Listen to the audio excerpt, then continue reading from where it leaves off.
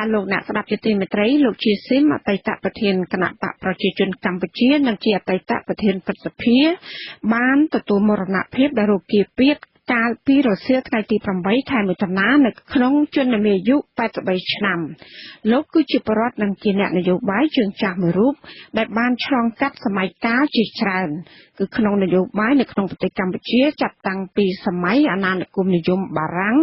រហូតមកដល់បច្ចុប្បន្នតើលោកជាស៊ីមមានជីវប្រវត្តិបែបណាចាសសូមលោកនាងស្ដាប់ការរៀបរាប់របស់លោកយាងសុជាមេតាដូចតទៅឈ្មោះរបស់លោកជាស៊ីមត្រូវបានគេស្គាល់ជាទូទៅអស់រយៈពេលជិត40ឆ្នាំមកហើយនៅក្នុងឆាកនយោបាយកម្ពុជា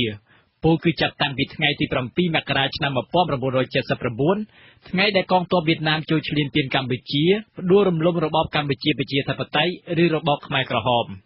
កើតនៅថ្ងៃទី15ខែវិច្ឆិកាឆ្នាំ1932ក្នុងត្រកូលកសិករនៅស្រុករមាសហែកខេត្តស្វាយរៀងលោកជាស៊ីមបានចូលរួមជាមួយចលនាតស៊ូមួយឈ្មោះថាចលនាខ្មែរអិសរៈនៅអាយុ15ឆ្នាំចលនាខ្មែរអិសរៈគឺជាចលនាខ្មែរកុម្មុយនីសបង្កើតឡើងនៅឆ្នាំ1951ក្រោមការដឹកនាំរបស់លោកស៊ុនង៉ុកមិញហើយអាចារ្យមានដែលមានគោលដៅបណ្ដេញអាណានិគមនិយមបារាំងចេញពីប្រទេសកម្ពុជាលោកជាស៊ីមបានតស៊ូជាមួយចលនានេះរហូតដល់ឆ្នាំ1954គឺនៅពេលដែលបារាំងបញ្ចប់ការធ្វើអាណានិគមនិយមទាំងស្រុងនៅភូមិភាគឥណ្ឌូចិនបន្ទាប់ពីបានចុះកិច្ចព្រមព្រៀងលើសន្ធិសញ្ញាទីក្រុងហ្សឺណែវនៅពេលក្រោយមកទៀតលោកជាស៊ីមដែលមានកម្រិតវប្បធម៌ត្រឹមពុទ្ធិកមធ្យមសិក្សាបានចូលរួមក្នុងចលនាតស៊ូជាមួយពួកខ្មែរក្រហមនៅឆ្នាំ1970បន្ទាប់ពីសម្ដេចព្រះនរោត្តមសីហនុដែលពេលនោះព្រះអង្គជាព្រះប្រមុខរដ្ឋត្រូវបានលោកសេនាប្រមុខលន់ នល់និងបកពួកធ្វើរដ្ឋប្រហារទម្លាក់ពីតំណែងក្នុងពេលដែលព្រះអង្គកំពុងបំពេញបរិយាទស្សនកិច្ចទៅក្រៅប្រទេសក្នុងការតស៊ូជាមួយពួកខ្មែរក្រហមពីឆ្នាំ1970រហូតដល់ឆ្នាំ1975ដើម្បីផ្ដួលរំលំរបបសាធារណរដ្ឋខ្មែររបស់លោកសេនាប្រមុខលន់ នល់លោកជាស៊ីមត្រូវបានតែងតាំងជាបន្តបន្ទាប់ឲ្យធ្វើជាប្រធានឃុំនិងក្រោយមកទៀតធ្វើជាប្រធានស្រុកក្នុងចន្លោះពេលនេះលោកក៏បានក្លាយជាមេបញ្ជាការយោធាមួយរូបរបស់ចលនាខ្មែរក្រហមផងដែរបន្ទាប់ពីកងទ័ពខ្មែរក្រហមបានទទួលជ័យជំនះលើកងទ័ពរបស់លោកសេនាប្រមុខលន់ នល់នៅខែមេសាឆ្នាំ1975លោកជាស៊ីមបាននៅធ្វើការជាមួយរដ្ឋាភិបាលកម្ពុជាប្រជាធិបតេយ្យរបស់ពួកខ្មែរក្រហមបន្តទៀតរហូតដល់ឆ្នាំ1978នៅចន្លោះពីឆ្នាំ1975ដល់ឆ្នាំ1978លោកជាស៊ីមគឺជាសមាជិករដ្ឋសភាតំណាងប្រជាជនកម្ពុជារបស់ខ្មែរក្រហមហើយលោកក៏ជាលេខាបកស្រុកពញាក្រែកក្នុងតំបន់20នៃភូមិភាគបូព៌ាផងដែរយ៉ាងណាក៏ដោយនៅឆ្នាំ1978លោកជាស៊ីមរួមជាមួយប្រជាពលរដ្ឋនៅភូមិភាគបូព៌ាប្រមាណ300នាក់ផ្សេងទៀតបានរត់ទៅកាន់ប្រទេសវៀតណាមដើម្បីគេចពីការតាមកម្ចាត់របស់កងទ័ពខ្មែរក្រហមគឺនៅប្រទេសវៀតណាមនេះហើយដែលលោកជាស៊ីមបានជួបជាមួយខ្មែរកុម្មុយនីសរបស់ក្រុមលោកប៉ែនសវណ្ណនិងអតីតមន្ត្រីខ្មែរក្រហមផ្សេងទៀតដូចជាលោកហេងសំរិននិងលោកហ៊ុនសែនជាដើមក្រោយមកពួកគេបានរួមគ្នាបង្កើតចលនាតស៊ូមួយឈ្មោះថារណសេរីសាមគ្គីសង្គ្រោះជាតិកម្ពុជានៅថ្ងៃទី2ខែធ្នូឆ្នាំ1978ចលនានេះមានគោលដៅវាយផ្ដួលរំលំរបបខ្មែរក្រហមនៅកម្ពុជាដោយមានការជួយឧបត្ថម្ភគាំទ្ររបស់ប្រទេសវៀតណាមក្នុងពេលនោះលោកជាស៊ីមត្រូវបានគេតែងតាំងឲ្យធ្វើជាអនុប្រធាននៃរណសេរីលោកហេងសំរិនជាប្រធានរណសេរីនិងលោកហ៊ុនសែនគឺជាសមាជិករណសេរីទទួលបន្ទុកខាងយុវជនក្រោយពីខ្មែរក្រហមត្រូវបានផ្ដួលរំលំនៅថ្ងៃទី7មករាឆ្នាំ1979លោកជាស៊ីមរួមជាមួយមន្ត្រីនៃរណសេរីសាមគ្គីសង្គ្រោះជាតិកម្ពុជាដទៃទៀតបានធ្វើដំណើរចូលមកកាន់ទីក្រុងភ្នំពេញវិញ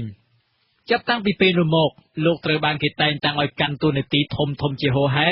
ក្នុងជួររដ្ឋាភិបាលថ្មីដែលវៀតណាមទើបបានលើកបន្ទប់ឡើងជារួមក្នុងរយៈពេល36ឆ្នាំពីឆ្នាំ1979រហូតដល់លោកទទួលមរណភាពនៅថ្ងៃទី8មិថុនាឆ្នាំ2015លោកជាស៊ីមបានកាន់តំណែងសំខាន់ជាច្រើនលោកបានធ្វើជារដ្ឋមន្ត្រីក្រសួងមហាផ្ទៃជាតំណាងរាស្ត្រជាប្រធានរដ្ឋសភាជាប្រធានគណៈបកប្រជាជនកម្ពុជានិងបានក្លាយជាប្រធានប្រសិទ្ធិដែលមានតួនាទីជាប្រមុខរដ្ឋស្ដីទីចាប់ពីឆ្នាំ1999មកក្រៅពីនេះលោកក៏ត្រូវបានអតីតព្រះមហាក្សត្រខ្មែរព្រះបាទសម្ដេចព្រះនរោត្តមសីហនុថ្វាយព្រះបរមងារជាសម្ដេចនៅឆ្នាំ1993និងត្រូវបានសម្ដេចព្រះបរមនាថនរោត្តមសីហមុនី ថ្វាយព្រះគោរពមងារជាសម្ដេចអគ្គមហាធម្មពោធិសាលនៅឆ្នាំ2007ផងដែរលើពីនេះលោកក៏បានទទួលសញ្ញាបត្របណ្ឌិតកិត្តិយសនិងគ្រឿងឯកសារយសជាច្រើនផ្សេងទៀតរដ្ឋាភិបាលនិងគណៈបកប្រជាជនកម្ពុជាចាត់ទុកមរណភាពរបស់លោកជាស៊ីមនៅពេលនេះថាជាការបាត់បង់វីរៈជនដ៏ឆ្នើមមួយរូបដែលបានយកកម្លាំងកាយចិត្តនិងស្មារតីចូលរួមដឹកនាំកម្លាំងតស៊ូរំដោះប្រទេសឲ្យរួចផុតពីរបបខ្មែរក្រហមនិងបានរួមចំណែកយ៉ាងសំខាន់នៅក្នុងការកសាងសន្តិភាពការពង្រឹងនីតិរដ្ឋលទ្ធិប្រជាធិបតេយ្យការគោរពសិទ្ធិមនុស្សនិងការកែតម្រង់លើគ្រប់វិស័យជាដើមចំណែកអ្នកវិភាគព្រឹត្តិការណ៍នយោបាយកម្ពុជាវិញយល់ឃើញថាក្នុងនាមជាអ្នកនយោបាយម្នាក់លោកជាស៊ីមមិនសូវបានបន្សល់ទុកនៅកំហុសឆ្គងច្រើននោះទេគេនៅចាំបានថាក្នុងពេលកម្ពុជាជាប់គាំងនយោបាយនៅក្រៅការបោះឆ្នោតជ្រើសតាំងតំណាងរាស្ត្រឆ្នាំ2003លោកនាយករដ្ឋមន្ត្រីហ៊ុនសែនបានជំរុញឲ្យមានការកែប្រែរដ្ឋធម្មនុញ្ញដោយបង្កើតនូវរដ្ឋធម្មនុញ្ញបន្ថែមមួយធានាឲ្យមានការបោះឆ្នោតជាកញ្ចប់ដើម្បីបង្កើតរដ្ឋាភិបាលថ្មីតាមរយៈការបោះឆ្នោតជ្រើសរើសថ្នាក់ដឹកនាំរដ្ឋសភានិងនាយករដ្ឋមន្ត្រីក្នុងពេលតែមួយដែលអ្នកវិភាគនិងអ្នកច្បាប់និយាយថាជាការធ្វើរដ្ឋប្រហាររដ្ឋធម្មនុញ្ញយ៉ាងណាក៏ដោយក្នុងនាមជាប្រមុខរដ្ឋស្ដីទីនៅពេលនោះលោកជាស៊ីមមិនព្រមចុះហត្ថលេខាលើរដ្ឋធម្មនុញ្ញបន្ថែមនោះទេ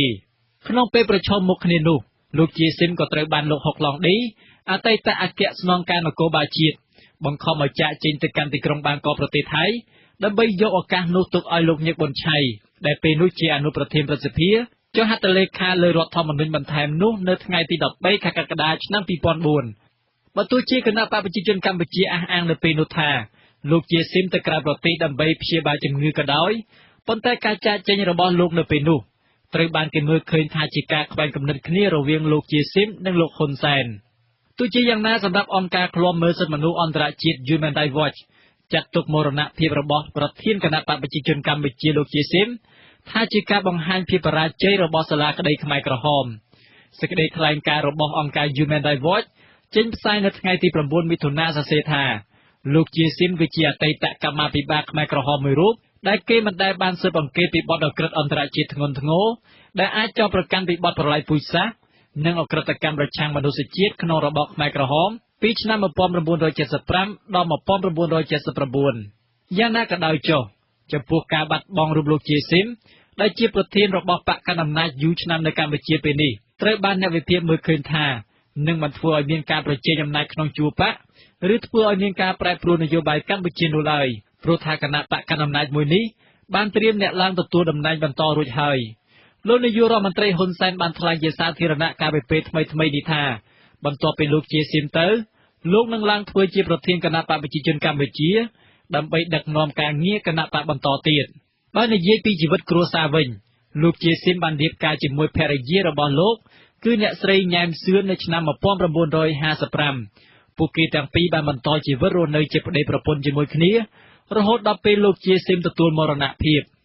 លោកជាស៊ីមមានកូនទាំងអស់ចំនួន7នាក់គឺប្រុស4នាក់និងស្រី3នាក់យ៉ាងណាក៏ដោយខុសពីកូនរបស់លោកហ៊ុនសែននិងកូនរបស់ថ្នាក់ដឹកនាំគណៈបកប្រជាជនកម្ពុជាផ្សេងទៀតដែលមានតួនាទីខ្ពស់ៗក្នុងជួរយោធាក្នុងរដ្ឋសភានិងក្នុងជួររដ្ឋាភិបាលគេពុំឃើញមានកូនរបស់លោកជាស៊ីមកាន់តំណែងធំនោះទេខ្ញុំយេសុជាមេតាវត្ថុអាស៊ីសេរីភ្នំពេញ